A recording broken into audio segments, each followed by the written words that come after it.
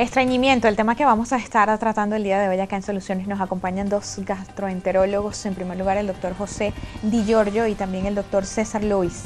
Bienvenidos a ambos, gracias por haber atendido nuestra invitación la mañana de hoy acá en Soluciones, a acompañarnos a conversar sobre este tema tan interesante que parece que muchos o más de los que uno cree sufre de esto y a veces no nos damos cuenta.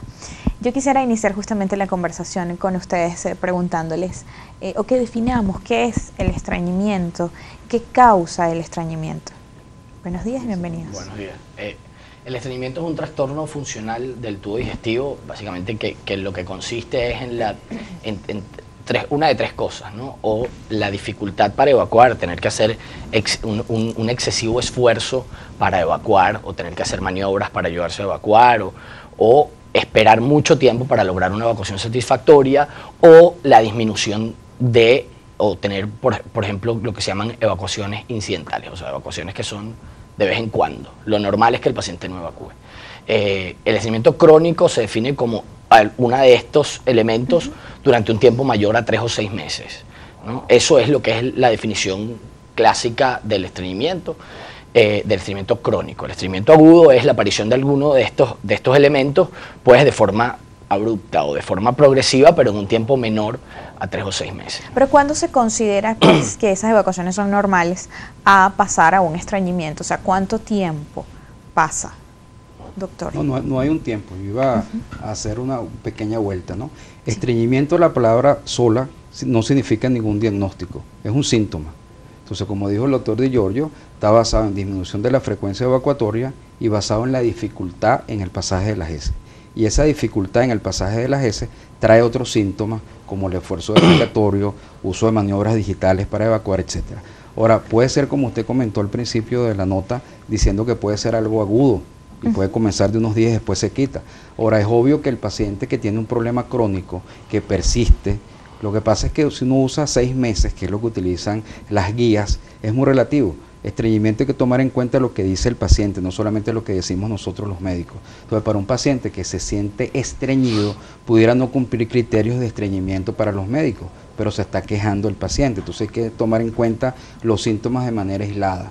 Por ejemplo, alguien hace evacuaciones diarias, pero con mucho esfuerzo, es estreñido, porque tiene que hacer un esfuerzo para evacuar.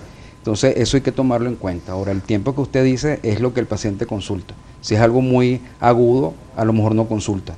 Le echará la culpa a alguna transgresión dietética, algo que ocurrió, pero luego, si persiste en el tiempo que ya se queja el paciente, ya acudirá a consulta. Lo que pasa es que usualmente no ocurre la consulta porque es estreñimiento. Bueno, si fuese, por ejemplo, lo opuesto, que sea incontinencia fecal, que ya es una marca, vamos a decir, social, donde el paciente se aísla, sí, pero por estreñimiento son un poco como más tranquilos. No van al médico para consultar, es que no voy, no. De hecho, al menos que sea severo. Sí, en los consensos normalmente uno lo que ve es que el paciente antes de venir a la consulta ha probado un sinfín de remedios caseros, aumentar la ingesta de agua, hacer ejercicio, sentarse en la taza durante un tiempo prolongado, ¿qué más?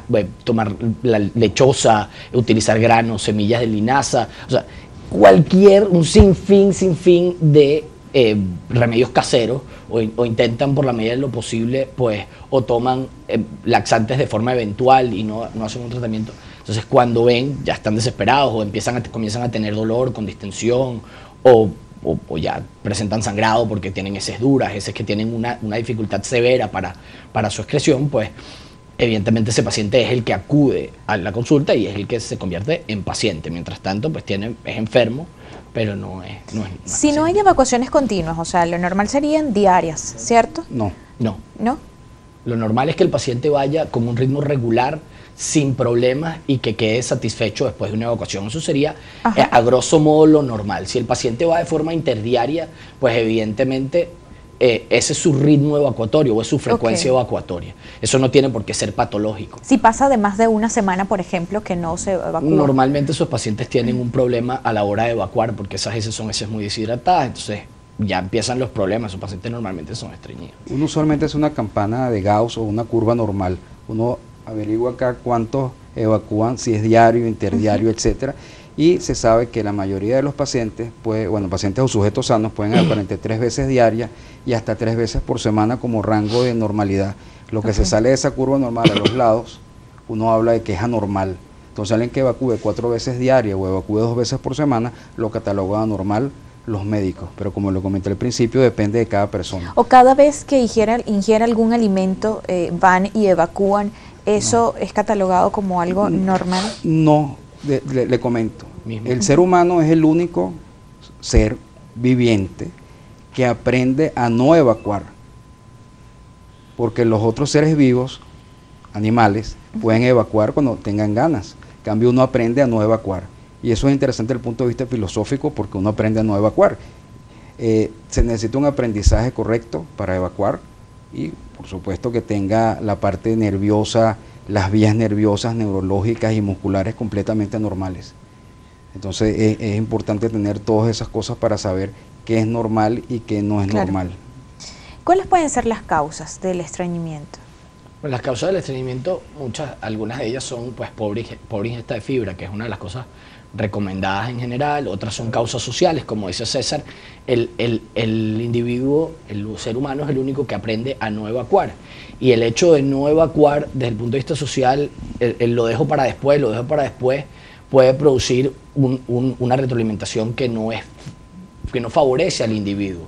Entonces ese paciente se hace poco sensible en el recto, por ejemplo, a la presencia de heces. Entonces empieza ya, incluso en ocasiones, a no tener ganas de evacuar, aún teniendo el recto lleno o con una presión de heces suficiente como para realizar una evacuación. Entonces empiezan a disminuir los umbrales, aumentar los umbrales, y el paciente se hace menos sensible, en líneas generales, ¿no? Eso pasa con estreñimiento, con pacientes que tienen mucho tiempo estreñidos. Hay niños pequeños, por ejemplo, que de aguantarse las ganas para evacuar producen un fenómeno que se llama encopresis, y es que aguantan las ganas de evacuar, y esas evacuaciones se endurecen tanto, esas heces se endurecen tanto, que cuando el niño va a evacuar es doloroso. Entonces, para que no sentir dolor, el niño no evacúa, y es un círculo vicioso que se retroalimenta. Entonces, eso empieza desde muy pequeños, cuando aprendemos, a lo que decía César, a no evacuar.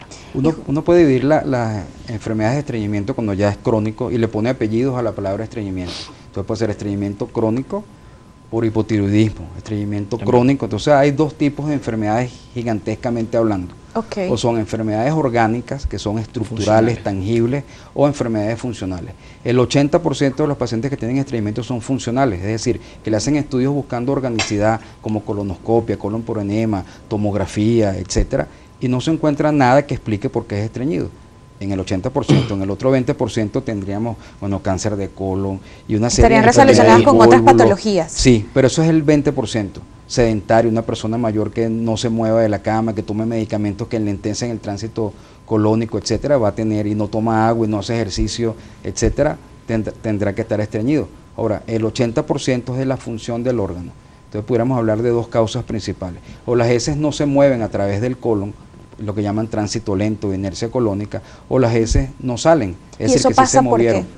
No, la causa específica no se sabe fisiopatológicamente qué ocurre. Ahora, el por qué como tal es muy difícil demostrarlo, habría que hacerlo cosas de investigación, pero no público, ¿no?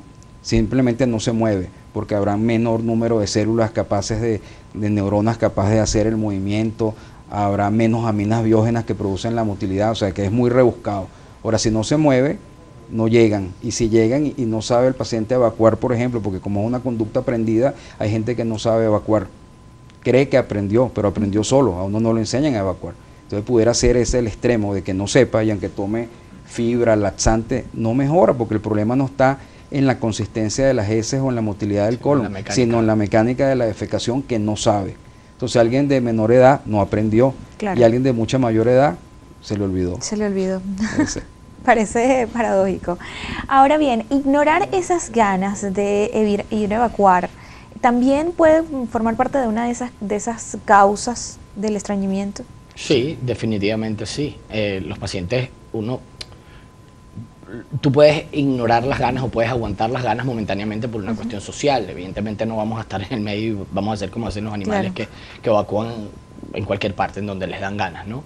Pero hacerlo de forma repetitiva y de forma crónica, pues empieza a producir disfunción, o del piso pélvico o empieza a producir una inercia colónica, un enlentecimiento progresivo de lo que es la motilidad colónica. Okay. Y luego también está el fenómeno del paciente que evacúa, pero evacúa rápido. O sea, ese paciente y no evacúa completamente. Entonces ese paciente queda en restos, no hay una evacuación satisfactoria, etcétera. Y eso también a la larga pues, puede traer algún tipo de inconveniente. Y sobre esas consecuencias vamos a estar conversando en la próxima parte. Hacemos una pausa acá en Soluciones y estamos conversando con gastroenterólogos sobre el estreñimiento. Recuerden que pueden participar a través de nuestras cuentas en las redes sociales. En todas somos @solucionesgb y el día de hoy estamos utilizando la etiqueta numeral Soluciones Estreñimiento. También pueden enviar sus comentarios a través de mis cuentas @irlemolina con H en todas, Twitter e Instagram. A la pausa, ya regresamos.